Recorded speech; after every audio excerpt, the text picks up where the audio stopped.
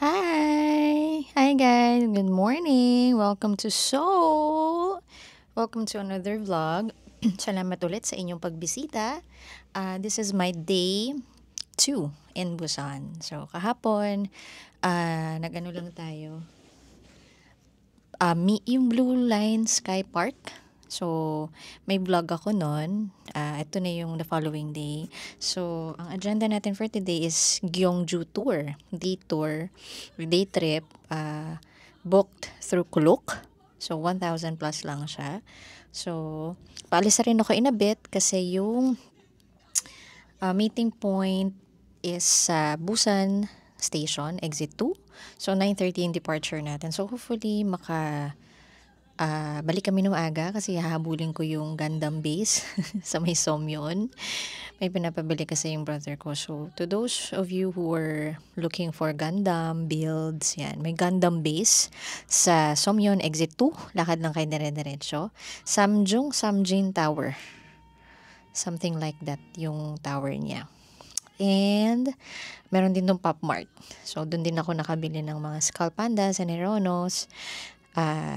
Doon sa mall na yun. So, pag nasa Busan kayo, meron po tayong Pop Mart and Gundam base sa may Somyon. Exit 2.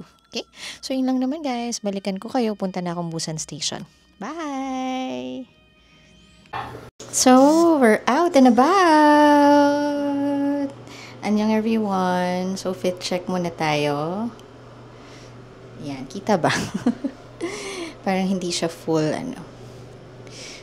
outfit. Ayan. Simple lang tayo naka-tote bag para maraming madadala. So, covered tayo ngayon. Hopefully, hindi masyadong malamig. So, today is November 21. Ito na. Lakas na tayo. Hindi masyadong malamig. Saya. So, punta tayo ng Busan Station. Ayan guys. Day 2 of our Busan escapade. Mataas ang araw, sana hindi malamig mamaya. Excited ako sa Gyeongju kasi ang gaganda nung parang mga historical sites nila doon. Hopefully marami akong maka-picture. Although to be honest, medyo na hindi man na-anxiety, parang napaka-introvert ko kasi, tas knowing na group tour yung sasamahan ko. Sana magkaroon ako ng friend ng magkaroon ako ng seatmate, chatmate, ganon. So, ang pick up time namin is 9:30. Tapos, makakabalik na daw kami. Makakarating na kami sa Busan Station ng 20:50. So, ito na. Wababa na ako ng station. Sana hindi malobat agad si DJI. So pag ganito wala masyadong tao pa. Ayan Kita niyo ba guys? Medyo mataas na lakaran to. But wala ako. Yan. So ang strategy ko ngayon para hindi mahirap mag-commute is ito, hawak ko tong DJI. Sayang hindi wala akong mapaglagyan nitong clip kasi siya makapal yung coat. So takot ako baka malaglag. So hinahawakan ko na lang, and then pag di ko ginagamit, minamagnet ko to. Meron kasing magnet mount tong DJI. Tapos para hindi hassle mag-phone, ayan, nakastrap ako. Nakalagay dito sa strap yung phone ko para hindi ko siya hawak, nakasukbit lang sa akin. Tapos yung T-money ko, meron din siyang pocket na nakasabit sa bulsa ko. Yung nilalagay ng belt, kasabit siya doon para hindi ko nakukunin kasi pag nilagay sa cellphone, hindi siya gumagana for some reason. So nilagay ko siya doon. So tayo ay pupunta sa Busan Station, so line 1. Ayun, so dito tayo sa line 1. Jagalchi ba? Oo, Dagalchi. Ay, hindi. Hadan. Doon ata tayo sa kabila. Teka lang. Hanapin ko lang yung track 1. Yeah, dun tayo. Kasi, hadang yung daddy po sa dulo yun. So, hindi tayo dun dapat pabalik. So, Buksan Station. Try natin dun. Binibilisan ko na maglakad, guys. Kasi, hindi, maaga pa naman ako. But, syempre, kailangan maaga tayo. So, close pa yung mga stores dito. Kagabi, bukas to lahat. Actually. So, balikan ko na lang kayo, guys. Pag nakasakay na ako ng train. Para settled na tayo doon. Tama ba? Ito na. Makikita ko na yung Busan Station. Ayun, may toilet pala. So, ito yung train. May mga lockers din. Din toilet. Ayan. So, Jagalchi. Dito tayo. Okay? Sige, bababa na ako sa truck, guys. Bye. Mamaya na lang ulit. Ayan o, Jagalchi. Wait lang. Hello? Ayan, hello! Nasa bus na ako, guys. Diyos ko. Sa takot kong maiwan. Ang aga ko. 9:30 yung pick-up time eh. So, 9 o'clock nandito na ako. Kasi syempre nagbigay tayo ng time para hanapin siya eh, 'di ba? So from Nampo Station, nag line 1 papuntang Busan. So 2 stations lang naman siya away from Nampo. Junggang, tapos ito na, Busan. So nalito lang kasi ako dun sa instruction ni Klook eh, kasi parang nakalagay dun exit 2, tapos it is not the exit, parang ganun. Tapos, look for the operator code na LESIRT, yung LESIRT. So, kasi akala ko nga nasa maling location ako kasi paglabas ko ng exit, wala ng tao.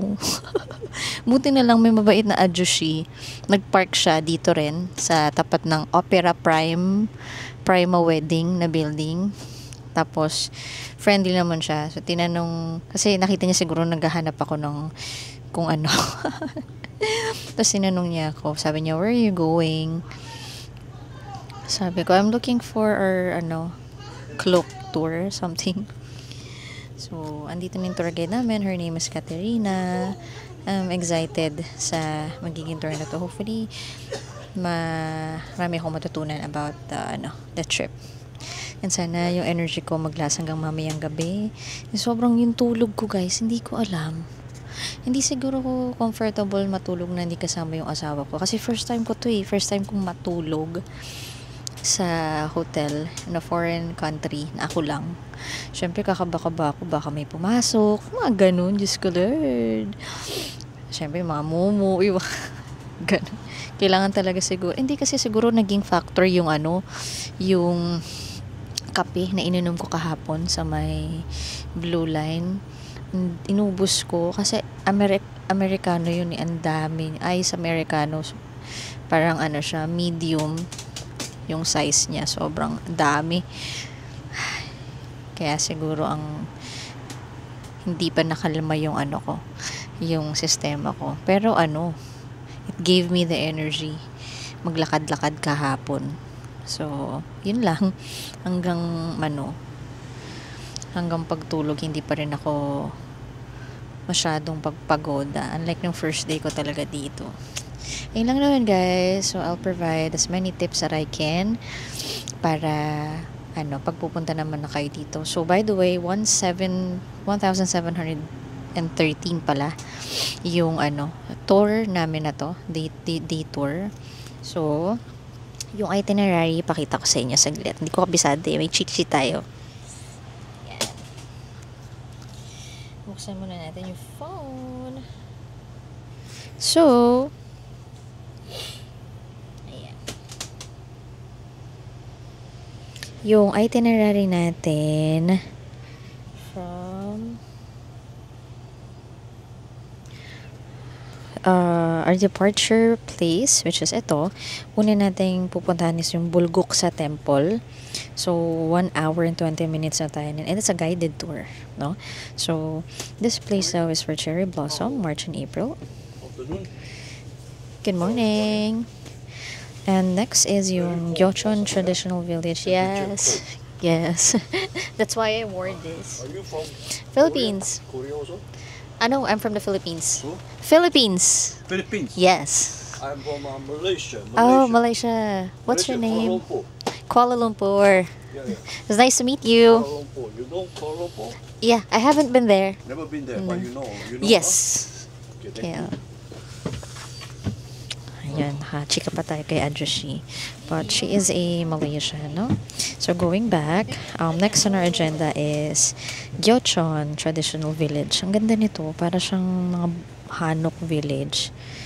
So next is yung Woljong Bridge. I think marami din daw dito, shoot na K-drama. So next is yung Darongwon Royal Tomb. Tig 1 hour sila. So 3 hours na yun.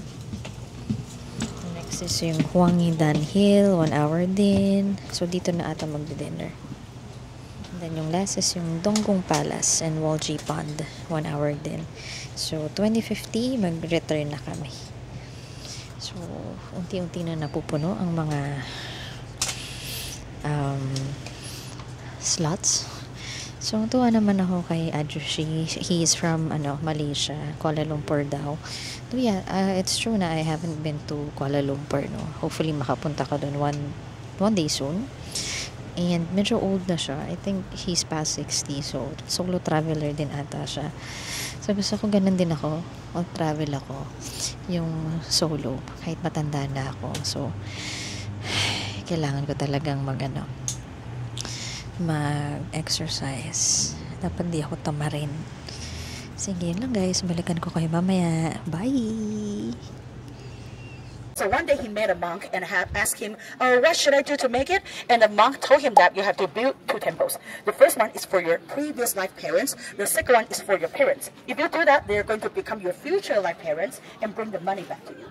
So Taesung Kim, he built a temple which is called Sokuran. Sokuran is for his previous life parents, and the Burgusa temple is for his parents.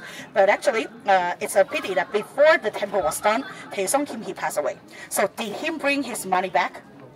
We're not really sure. And actually, everyone, this temple, as I told you, it was burned before, right? It was burned during the Joseon dynasty when there was 16th century. So when there was 16th century, we had a war with the Japanese. And when Japanese army came into Korean Peninsula, they found that in one of the temple, there's lots of the weapon hidden there. So they thought that, oh, Korean put the weapon in the temple. So they tried to burn the temple as much as they could at the time. So the Burgusa temple is one of that which was totally open before. And the temple you see today, actually it was rebuilt. So the reason you can see the dark color of the rock and the stairs, actually they are the ones which was burnt before. So when did we rebuild that? When that was 1930s, we rebuilt this one and that one. These two. But behind these 2 buildings, there's the other 3 buildings, the smaller one. They were rebuilt between 1970.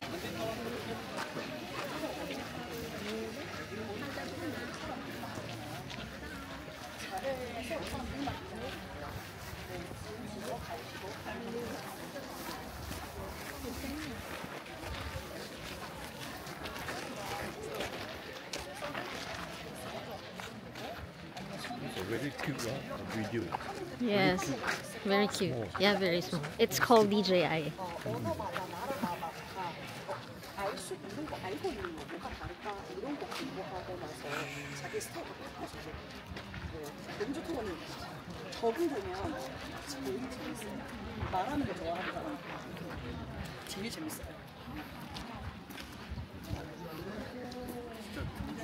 사랑하는 거 아니고 힘들구나 그랬는데 그때 몸이 너무 아파서 아, 그럴 수도 있어. 근데 또 보니까 Ang ganda niyo po.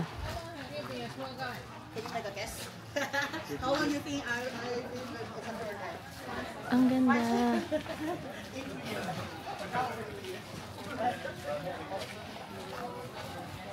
So we're currently at the Bongumsa Temple in Busan. So ang ganda, buhay na buhay po yung foliage dito guys. So, sobra. So pwede kayong pumunta dito. Hanggang, sabi naman sa forecast, hanggang last week pa ng Please be October. careful when you cross the gate. Oh, I will let you know. cute.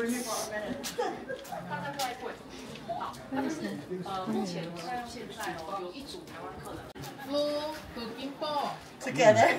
Yes, 9 of us here. Okay, then Katrina, we're here. But no, I was born in Malaysia as well.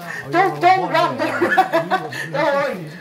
My voice is. There's the news about the pig. You know, there's a Korean guy. He came here. He touched the pig. He made a wish to the pig. His wish was, please give me a big prize on lottery. And then he got the first roll.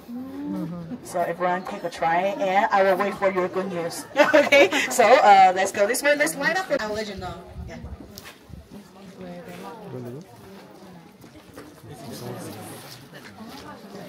For this one, the brown sheep one, if you put it on for 100 days, it's 30,000. If you put it on for 6 months, it's 50,000. The lotus one is 100,000 for a year. Ayan. So guys, andito tayo sa Bolgunsa Temple sa Gyeongju. So ang dami makikita dito, pero nag-avail nga ako ng cloak tour, diba? Para wala na akong isipin transfer or commute. Ang ganda dito, try nyo bisitahin. Tapos try nyo na lang din mag-tour. Mas maganda yung kunin nyo or sumunod kayo sa guide kasi mag-picture para alam nyo yung history. Diba? So, ang ganda.